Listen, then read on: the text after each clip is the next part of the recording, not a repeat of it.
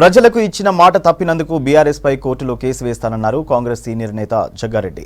ప్రభుత్వం ఏర్పడిన 10 రోజులకే విమర్శలు చేయడం సిగ్గుచేటన్నారు. రుణమాఫీపై మాట్లాడే నైతిక హక్కు కేటీఆర్, హరీష్ కు లేదన్నారు జగ్గారెడ్డి.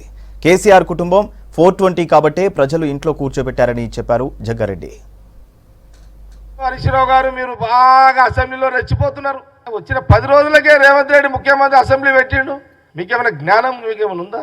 బ్యాడ్ లక్, ఇక టైం బాగలేదు. నేను టైం బాగుండి నేను ఎమ్మెల్యేగా ఉండుంటే కేటీఆర్ హరీష్ రావుతో ఆడుకుంటుంటే మంచిగా. కాకపోతే కేటీఆర్ హరీష్ రావు బస్ ఎక్కరు కాబట్టి వాళ్ళకి తెలియదు.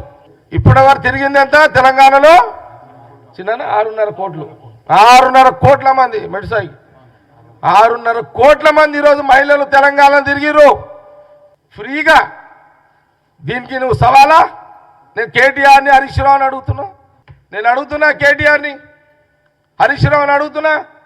9 ఏళ్ళు కేసీఆర్ పాలన అన్నారు, ప్రజాపాలన అల్లే.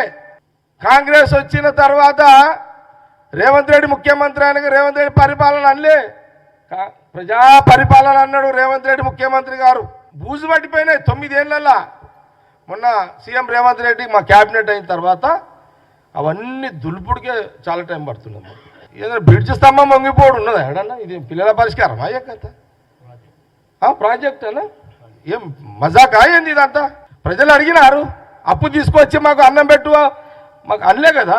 నీకు ప్రభుత్వం ఇచ్చినప్పుడు జిమ్మెదారిగా నువ్వు అప్పులపాలని నువ్వు రేసుకొని నన్ను అన్నది కదా. ప్రజలు కూడా అంతే. నేను అడుగుతున్నా, ఇక 420 ఎవరు? దీనికి జవాబు తెలంగాణ ప్రజలు కూడా ఆలోచించాలి.